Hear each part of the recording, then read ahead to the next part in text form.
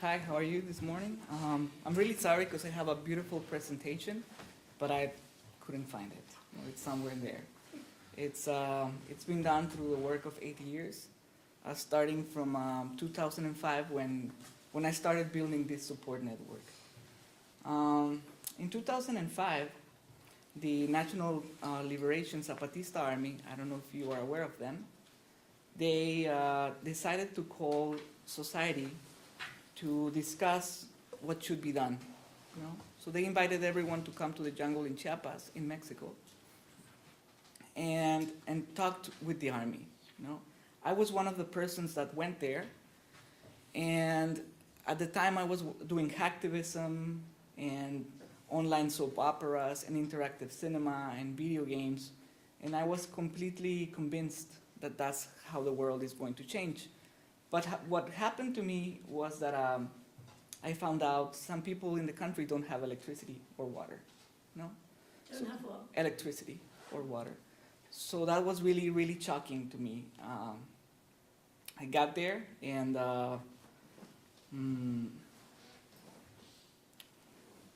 decided to go to the lowest common denominator, which meant use my tech savvy to build an autonomous server. An autonomous server that could give them a space online where they could express whatever they had to express. But there I found some problems because the internet had some problems with freedom of expression at the time. And basically what it meant is that we were being harassed by the military in Mexico and by other groups. So we got into this situation where we decided to propose an alternate domain name system. So to try to have a .dis, meaning .dissident, for instance, something that could be anonymous, also anonymous internet, but it didn't work out. It didn't work out at all. And but what did work out is that this server that I put online started generating an economy. Started generating an economy that allowed to produce all sorts of narrative media and games and stuff. This was generating money month to month, which allowed to continue producing things. And at a certain moment, we couldn't continue producing things because it was anti-economic. So what we did is started investing in commodities, in Zapatista commodities like coffee and corn, and also doing t-shirts with their images. And so this generated more money for us. And with this, we could start lending money to them or to other friends. And we soon started having some kind of cash problem, but the other way around. We had too much cash, and we found out that we were like a small market, and we found out, for instance, that many of our colleagues were doing documentary movies, but who cares about documentary films, right? If that changed the world, then Hollywood would be doing documentaries, instead of fiction. So we started doing soap operas, lots of them. One of them was called Telenouvelle Vague, and it was kind of like a homage to Jean-Luc Godard, with indigenous groups and people from the movement. But what we found out is that people within the campaign were watching mainstream television, and they only really cared about mainstream television. So that was an issue. So the years went by. In 2007, the server was attacked by the army. It was really bad. Also, 45 women from the movement were raped by police, and that was also really intense. And at a certain moment, we found out that it's not going to work. All of our work, it's not going to go anywhere. And I decided to focus more on money. More on money, because while media was generating something symbolic, it didn't really mean anything, besides like generating an identity or, the idea of belonging to something. And so what happened is that I started getting into the stock exchange, into betting, in the stock exchange. And Citibank decided to freeze our account. It was like a really tiny account, a $1,000 account. And what they said is, you guys are laundering money. And I said, yeah, true, we're laundering money. And that was really important because, I found out that we were doing something good, and that we were like becoming a problem for them. And so this is 2007 and 2008, the moment of the subprime crisis and the financial crisis, And so we were losing lots of money every 3 minutes, betting and betting and losing money and losing everything, So I was like really feeling sick, really bad, but that made me strong. And after that, after learning how it works, I decided to build a stock exchange for the movement. A stock exchange that allowed to, fund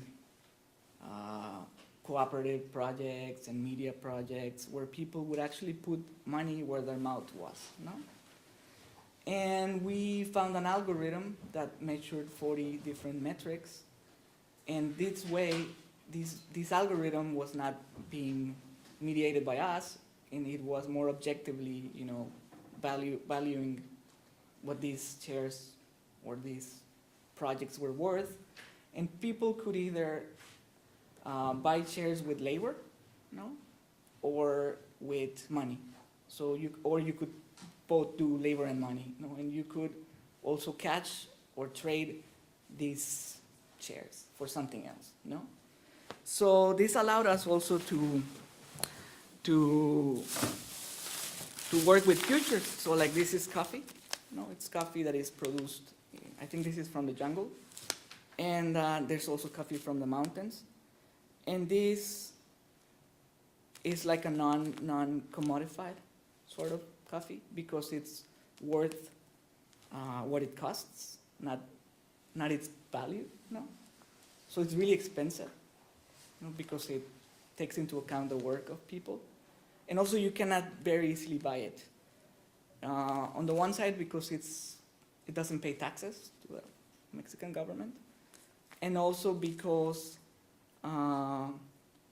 the idea is not to be able to buy it. So you can come and say, I want 1 ton or half a ton, and have the money with you, and they might say, I will sell you half a pound. They have to know that you're their friend, and et cetera. Sometimes it's tricky. So I started really into designing financial flows.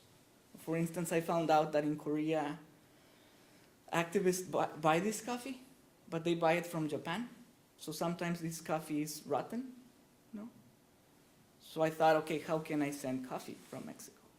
And so we found that there is this thing called shipping containers, that capitalism uses.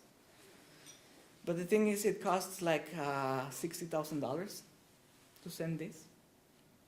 Okay, so that's an idea, Then also, we found a group of indigenous people in Baja California who are being killed, in a genocide. And they're not allowed to fish anymore, and they have been fishing for 3,000 years. That's the general idea. They're not allowed to fish anymore, and I went there and asked them, like, how do you envision a world where you guys can, have the best life you can dream of, And they said, you guys should come and protest with us. And I thought, like, yeah, maybe that's not going to help too much, right? And so I asked them how much is 1 ton of their fish worth. And they told me, I think something like $800 or $600, something like that.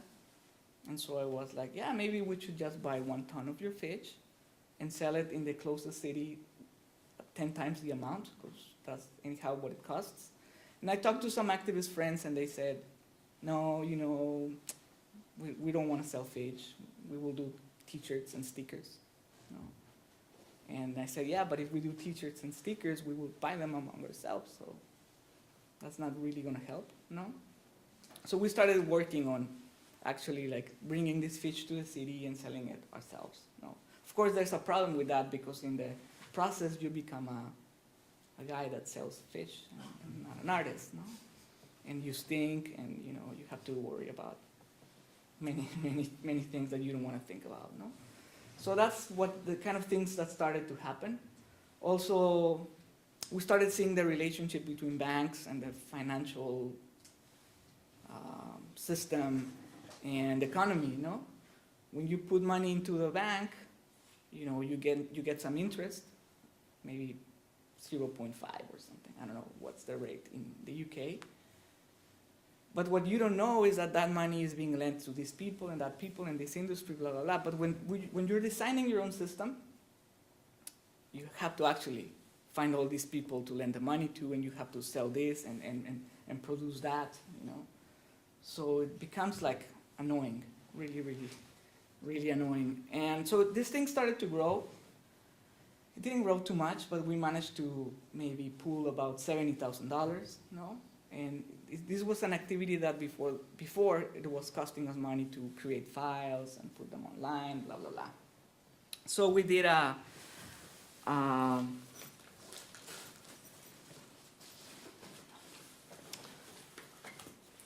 like the bank cards. So like this, for instance, this is called Space Bank. And it has your unique account number, barcode, and magnetic stripe, So we can do transactions and send money, let's say, from Colombia to New York, and the money doesn't even have to go through the financial system, Because we also started generating networks of people, that have this, access to this system. So there's people in Croatia, there's people in Colombia, Argentina, Mexico, And it started working out really well, but the US dollar and the Mexican peso was like kind of a shaky thing, It didn't help us too much. So we decided to do our own currency, which was called the Digital Material Sunflower a couple of years ago. And we backed it up with, I don't remember exactly what it was, but because it has a reserve bank, a central bank, we can always change what is backing it up. So sometimes we have a lot of coffee backing it up, and sometimes we have Ai Weiwei sunflower seeds, or sometimes we have baskets of things. And we were lucky enough so that the Apple currency converter included it in their,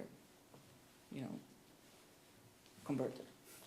So that every day it's fluctuating, and it was one of three currencies, Bitcoin, Second Life, Linden dollar, and this other one that was there always competing against the British pound and everything else. And what else? Okay, so at a certain point, it became kind of dangerous for us, and people started freaking out, and I decided to make it into a game. I thought, yeah, it's the currency of a game, and all of this, it's a game. Of course, it's a game that has material effects, material side effects, or material, actions. And one of the things was, one of the games that we did, or the modules, was trying to bring back into Mexico the feather crown from Moctezuma. So we started thinking about the genre of, castles and medieval stuff and princesses, blah, blah, blah, crowns, magical artifacts, And this crown was stolen in 1521 by a mass killer known as Hernán Cortés, who killed millions of people, was never taken to The Hague or anything, he's kind of a hero. And we discovered that Mexicans were against bringing this crown. We discovered that it's been in Vienna since all that time. And what we actually wanted to do was establish that there had been an American Holocaust. That was really difficult even to discuss.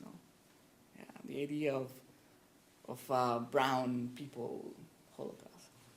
Disastrous. So we got into lots of fights with people from the government in Mexico, with academics in Austria, etc. And we didn't bring the feather crown either. But we were able to export coffee, from indigenous communities in Mexico to Austria, about half a ton of this, which meant we were able to give money to these communities so they can continue doing their work. What else? We were able to buy the signature of people by saying, "Do you want an espresso?" People would say, "Yeah." "How much is it?" "Oh, €1." "Oh, okay." Or "It's free if you sign." And so a lot of people were signing, and this is actually an indigenous form of economy, that actually was used in the 16th century between Moctezuma and Hernan Cortés, where the Indians would just give you stuff and give you stuff and give you stuff, and you don't know that it's gonna sound funny for you, but they're making fun of you, by giving you so much stuff that you kind of lose yourself in the game, And we also started playing this board game that you might know as Parchisi, which was an Aztec board game originally. It's actually a ritual, a rite, for a god called Xochipilli. And Xochipilli is actually the god of games of the Aztec culture. It's the god of games and the god of art, drugs, love, and something else, poetry. And so we actually managed to involve these people also in doing an Aztec practice, an Aztec rite, which was beautiful in a way, even though they didn't know. What else? So the game, it's been running for a couple of years now. It allows us to build infrastructure.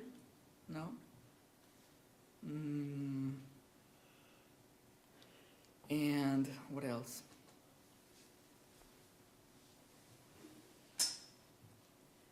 Yeah, that's mostly what it does.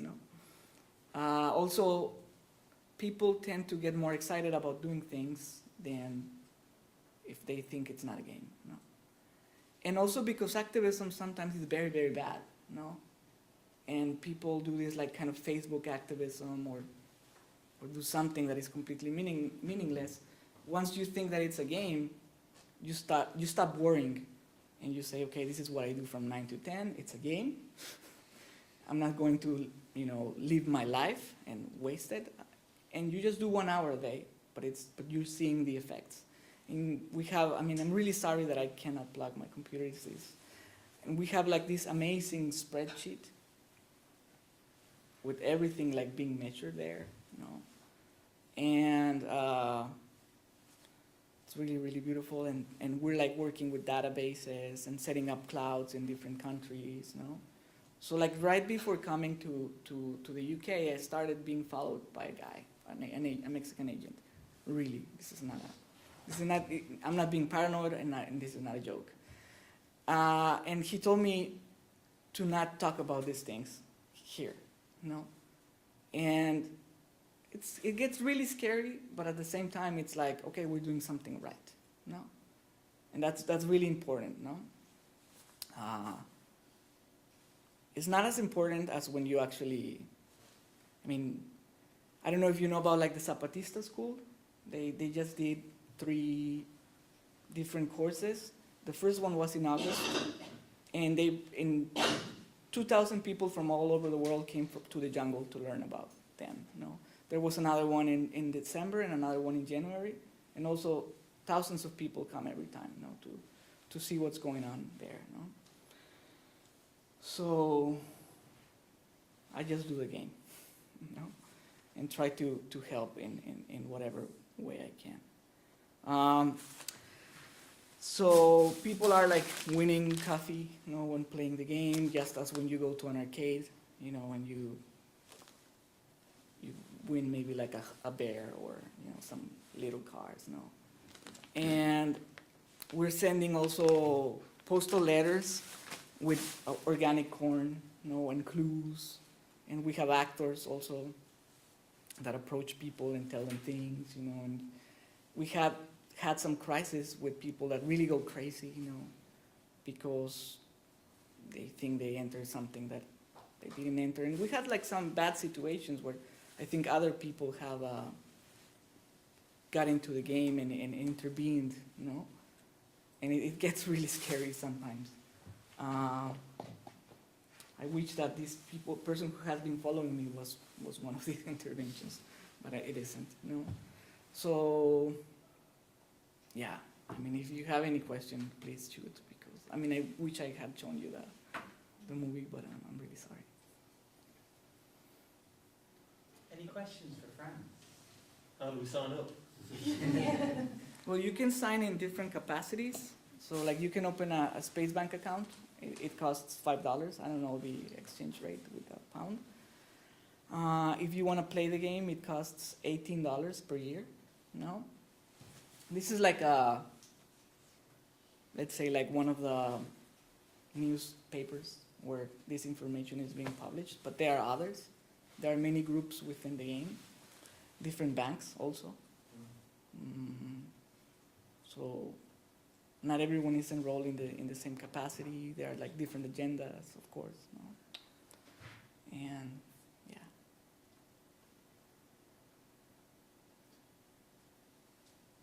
Any other questions for Fran? Who is playing the game? Who is playing the game? Very different types of people. Gamers, artists, some teenagers, not that many teenagers, activists. At a certain point, when I was commissioned to do the game by the army, the Zapatista army, it's not really an army with guns. They have guns, but they don't use them. They haven't shot since 1994. They were only in war for 12 days. So when they did this, I thought about doing a normal video game, about like their history. But I thought, it's absurd to do something like that, or even to use their iconography or, their legends and their myths. I thought it's going to be counterproductive, because you want a game that involves people where they are, with their local struggles, with their local realities, etc. So the new module, it's going to involve opening a catering service in New York of coffee. So we're going to bring 1 ton of coffee into New York, which means there's an economic exchange between 2 peoples or countries or cities, And the social movements in New York have their own logic and their own interests and their own needs, and the ones in Chiapas also, their own, very different. So how do you bring these 2 groups together? And so part of what it's going to produce is content. For instance, the Hollywood industry is being subsidized by Mexican agro-industry labor, illegal or undocumented labor, and by pension funds, And the kind of content they produce, we know what it's like. It's melodrama, it's action, it's propaganda, It's like, it wins hearts of people without shooting bullets, And so the same people who are working in the agro-industry as agriculturers is the same people that are living in Chiapas. So the idea is what kind of content can we do if we do it with this other corn or this other coffee. Like the industry, the Hollywood industry is basically, or an important part is, it's popcorn. Popcorn is very expensive. It's really like nothing, a few seeds, And so what happens if you fund it with this other organic corn? What kind of content can we produce? So we're going to be working with migrants in New York and trying for them to start their own bank and that kind of stuff. And is it visually a market like a stock exchange that you're investing in Yeah, items? So if we are to invest in it, we're just watching our stock, however it proceeds, and then you're actually physically dishing out that money to the people on the ground, and they're doing what they do with it. yeah, exactly. Right. And it's also very disconnected because unless you really, you might think it's like a game. It's a game, right? But you might think it's like a joke because it's just like information, right? But it does happen. You know, somebody is really planting this corn or selling it or moving it. You know, and it's all the different parts don't know about each other, and I don't do any effort in bringing them together because once you bring them together, they do a general assembly or a central committee, and they come with the worst solutions that just destroy everything. You know, so it's really horrible what I'm saying. I know, but I've discovered over time that if you have all these different parts separated, you know, you're able to contribute to a bigger thing. You know? And I've been criticized by that because it would be maybe more beautiful or more coherent if it had like one meaning and one narrative. You know. But there's in the UK, there's let's say there are bookmakers, betting places where you can bet on financials, but you bet on financial things in the way that the bookmaker says that you can bet on financial things, which is they don't tell you anything about what's going on with the financial things. They just draw a little wiggly line that goes up and down every 5 minutes, and you win or lose, like you do if you spin a roulette wheel or anything else. And people put money into it, and it seems to me that that would be a really good thing to add on to what you're doing, because then other people outside of, without even knowing what they're investing in particularly, will be putting money in, and some may win and some may lose, but hopefully that will mean that money is generated overall to things that are going to make a real difference. Yeah, that's the general idea. Sometimes we lose also. No? Sure. That's bad. Like one day, a family of rabbits came and ate a crop. Right. There was the money of a lot of people there, and it was like, yeah, I'm sorry, some rabbits ate everything, because we didn't know how to run a field of corns, and we started expanding. We recently also bought hectares of land, to start building another dimension of the game. So maybe like some people will go to this mountain and decide to start a utopic community. I don't really know the specifics at this point, but it really has a lot of these things. Right. Yeah. Great. Are there people from Chiapas involved? No. No. I mean, yes, in the sense that we buy a lot of things from them, Yeah, but but I mean in playing the game. no, they're busy working and doing serious stuff. Yeah. Real things. Yeah. What's their take on the game and the aspects of the horticultura? I don't think they really understand the game. No, I had this conversation like 4 or 5 days ago with them, and they were like, okay, we don't really understand what's going on, we trust you, but as long as there's this like exchange going on, it's fine. But also, you have to understand that these are rural people whose language is not Spanish. Also, they really are like from another culture. And even if we were just having coffee together, we probably wouldn't have much to talk about anyhow. So, I mean, to them, it's fine as long as as there's like some solidarity and some exchange. But people from the Otra Cultura movement, which is more urban, they like it a lot, and it's always like kind of challenging the internal dynamics of it. No? And, I mean, I don't know how long it's gonna go, because now that I'm being followed by these persons, one of the things that they told me is they want that I might start having problems with IRS, with revenue system, no? And so far I try to do everything in such a way that there won't be any problems, like I pay taxes every month, and I pay taxes in 2 countries. And I'm trying to also do this into a legitimous enterprise. It's really expensive, you know. Sure. It's really expensive, and once you do it, it seems like really you're just going to lose everything in doing paperwork, you know. Yeah. Well, So is there not someone that you can get to do that side of things for you? maybe, but so far people do get afraid, you know. People. Right.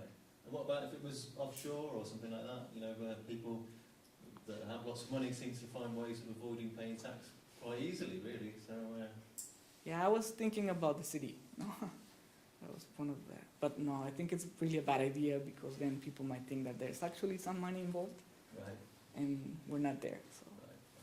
so it's really like a tiny operation. No, I mean, no, no drugs, no weapons, no nuclear, nothing. You know, basically it's organic agriculture or solar energy or, but like at a really low scale. No. Also, I mean, we bring together a lot of different games that are out there. Like the Cyberpunk game has these trading cards, so we're like sending these cards over postal mail, and people have these characters, and you know. So the idea of involving all these other games that are out there, and you know, just integrating them into something instead of like just reinventing the wheel. No? Sure. Couple of things. I know you've got things set up in different cities, like say Mexico, like you've got money exchange and stuff like that. Could you talk through some of the potentials of using digital materials somehow within a local context? Mm-hmm. Okay, let me think if I have some currency that I can show you. Well, by having these different banks or these different exchanges in all the cities, also, I think the important thing is you can create financial flows or how do you call this? Like kind of import-export between different groups, like connecting, let's say, Bogota in Colombia with New York. You know, I mean, it might sound kind of like stupid because it's already connected, you know, but you're like bringing together very specific communities that are generating trades that are not value exchange based necessarily. They're more like how do you like use value? No, we know you exist. We know you exist, so therefore we can make a trade. Yes. Yeah. And so, yeah, you don't like fall. You're not like a victim to the how do you call it, inflation, or you know, the hidden tax of inflation or something. No. So also you don't have to pay taxes because it's a token what you're exchanging. Mm-hmm. No. Of course, once you do pay taxes when you buy the currency, no, but you can deduct whatever it is you're exchanging because it's like kind of like a liability, you know. But in that sense, it's you know, it's easier to do than it's very different than Bitcoin, you know. Whereas with Bitcoin, you are you know, you can convert into any other currency, blah, blah, blah, or I don't know, I'm getting a little lost here. Well, currencies start to get really confusing and complicated. Bitcoin, definitely. Yeah, but that's also one of the Currencies. of the pluses of making it into a game, that you only start thinking of money that comes in comes by buying the currency, and money that comes expenses you can deduct, you know, when you give like, I don't know, the coffee or whatever. Whereas the other way, when we were trading money in all different directions, it becomes kind of scary sometimes, you know. Because we really also at a certain point got into gold and opening safety deposit boxes and no. So. scary because of the level of transactions, or scary because of the connotations or the implications of things not going well? The level of transactions and things not going well, no?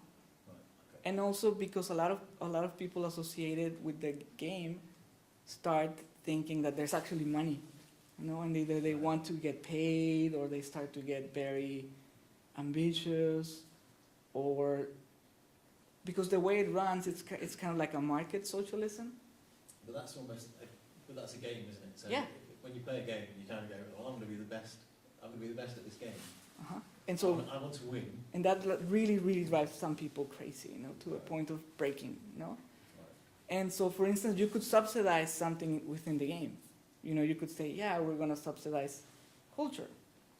Yeah, but like maybe culture, this is really sad, no? But maybe culture is like not generating anything else but expenses, no, not even attention, no? And so by running this as a kind of market, socialist market economy, you can see exactly where money goes, what things can be developed, no? And if somebody wants to subsidize something, it's because everyone involved as a stakeholder with like unequal voting rights and all that sort of capitalist thing decides that they want to lose or take a risk together, no? So it's really interesting. All the time we are voting, you know, and you know, everything affects everything else, you know, and of course friendships are born, relationships. I mean, I think we had a lot of marriages within the group from different countries, and also infidelities, you know, and you know, other games being born, you know. Right. So it's really interesting. Yeah. I don't know. Yeah. We've got a little bit of time left, and I really think for those of you who are not aware, Fran's background is very much in transmedia, media, the development of kind of digital media narratives.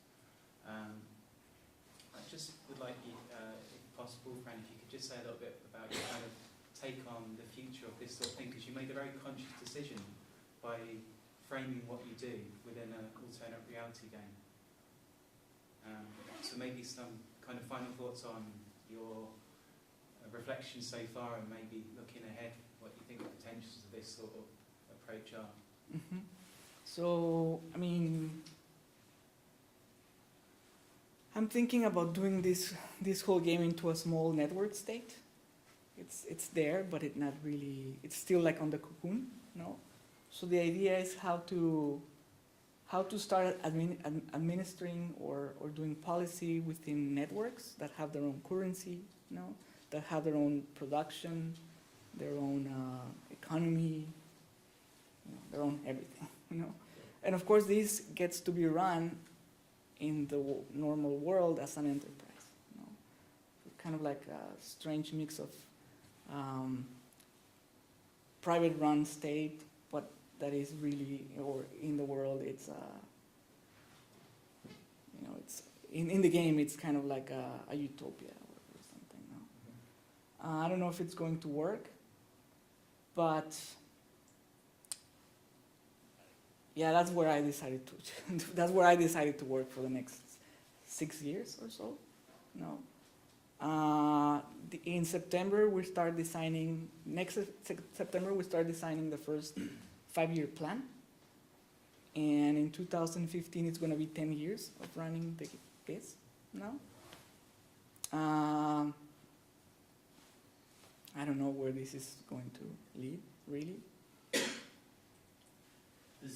Because in Manchester there's a thing that I'm involved with at the moment where people are trying to work on an alternate currency, and it's for neighbourhoods to be able to buy produce which is grown within the neighbourhood, so in people's gardens, that they can sell each other food but not pay tax on it or not put any money back into the system, but get something from growing the food.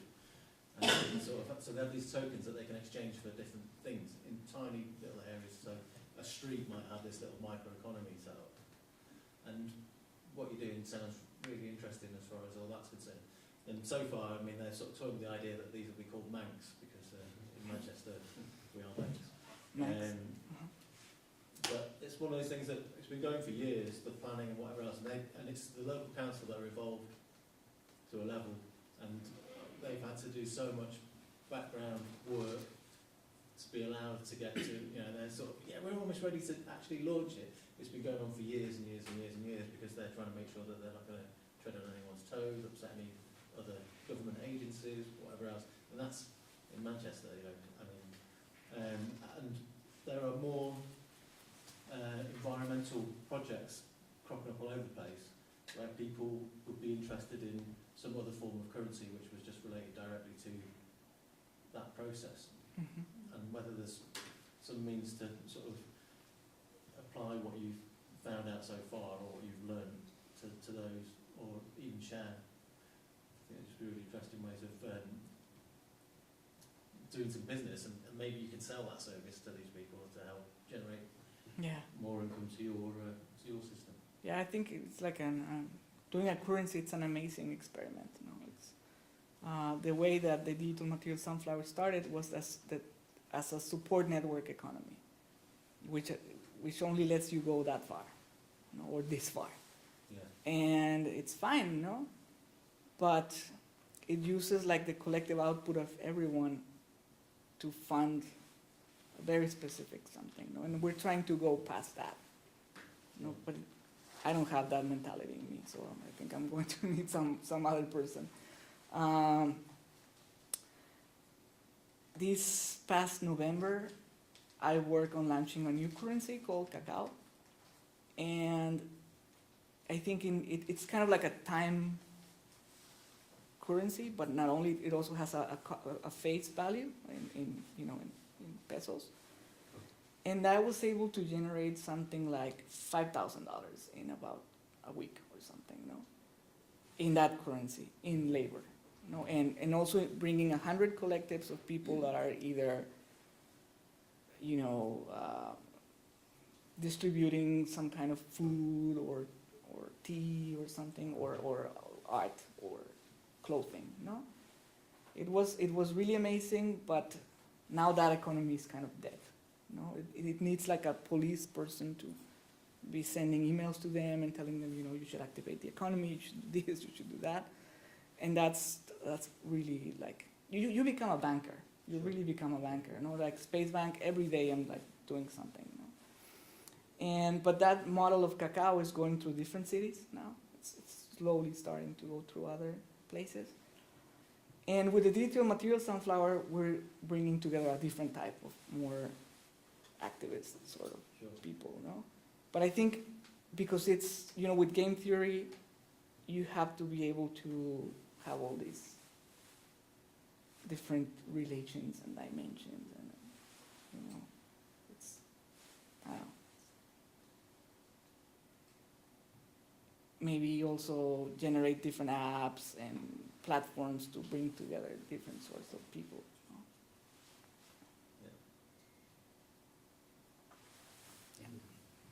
Okay, any other comments at all? Fine. Fran, many thanks for coming along today and to share your work around variable network stake and the associated organisations and bodies. Can we just give Fran a round of applause, please?